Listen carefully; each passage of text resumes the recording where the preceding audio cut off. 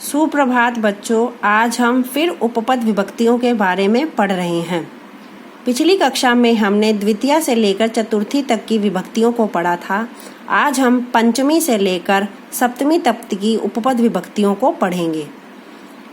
एक तो पंचमी विभक्ति अपादान कारक में लगती है और किन किन शब्दों के आगमन पर विभक्ति लगेगी वो मैं आपको बताती हूँ।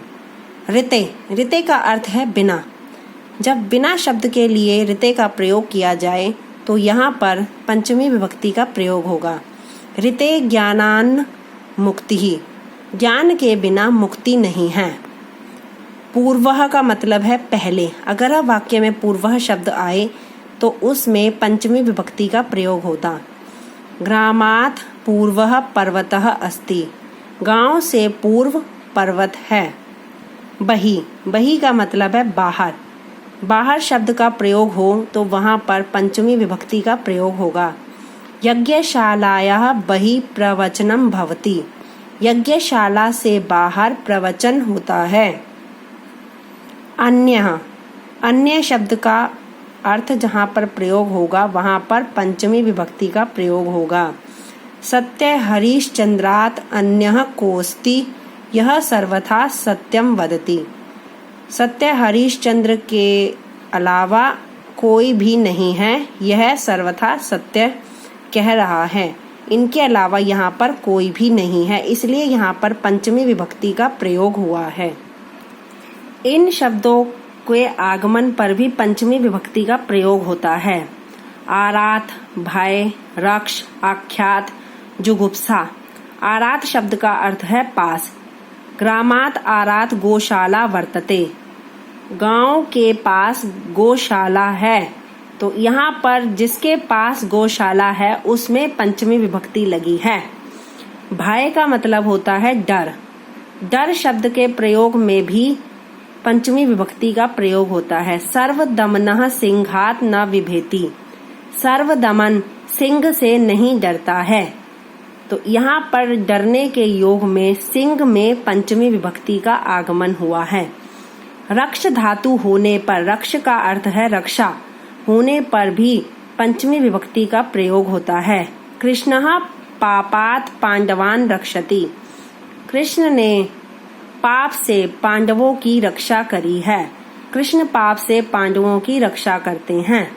आख्यात शब्द का अर्थ है जिनसे ज्ञान प्राप्त किया जाए। तो जिससे ज्ञान प्राप्त किया जा रहा है उसमें पंचमी विभक्ति का प्रयोग होगा।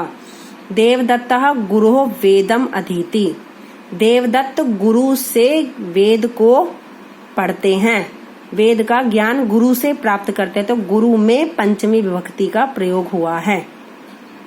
जुगुप्सा का अर्थ है घृणा। घृणा शब्द के अर्थ के लिए भी पंचमी विभक्ति का प्रयोग किया जाता है।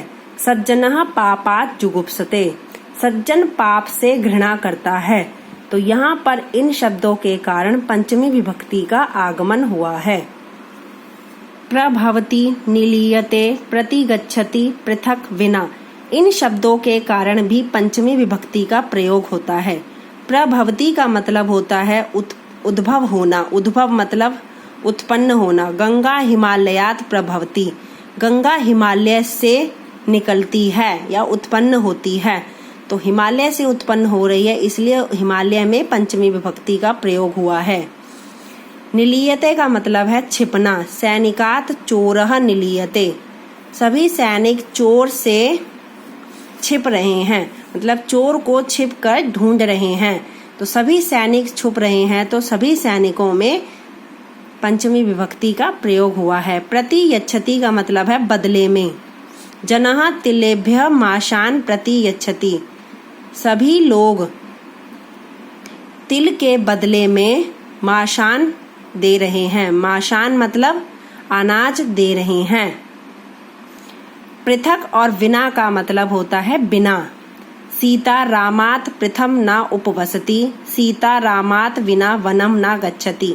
यहाँ पर सीता राम के बिना वन नहीं जा रही, तो जिसके बिना नहीं जा रही है उसमें पंचमी विभक्ति का प्रयोग हुआ है। अब षष्ठी विभक्ति। एक तो षष्ठी विभक्ति संबंध कारक में प्रयोग होती है और कहाँ कहाँ पर प्रयोग होती है वह हम आपको बता रहे हैं। दूरम, समीपम, कृते, समक्षम, मध्यये। इन शब्दों के आने पर वाक्य में षष्ठी विभक्ति का प्रयोग होता है। दूरम का मतलब है दूर। नगरस्य दूरम वनम वर्तते। नगर के दूर जंगल है, तो जिसके दूर जंगल है उसमें षष्ठी विभक्ति का प्रयोग हुआ है। समीपम का अर्थ है निकट। ग्रामस्य समीपम विद्यालयः अस्ति। गांव के पास विद्यालय है, तो जिसके पास विद्यालय है उसमें षष्ठी विभक्ति लगी है। कृते का अर्थ है के लिए। छात्रः पठनस्य कृते विद्यालयं गच्छति। छात्र पढ़ने के लिए विद्यालय जाता है, तो जिसके लिए विद्यालय जा रहा है उसमें षष्ठी विभक्ति लगी है। समक्षम का अर्थ है सामने। मोहनः आचार्यस्य समक्षम अस्ति। मोहन आचार्य के सामने हैं। मोहन गुरु के सामने हैं, तो जिसके सामने है उसमें षष्ठी विभक्ति का प्रयोग हुआ है। मध्ये शब्द का अर्थ है बीच में। वनस्य मध्ये सरोवरः अस्ति।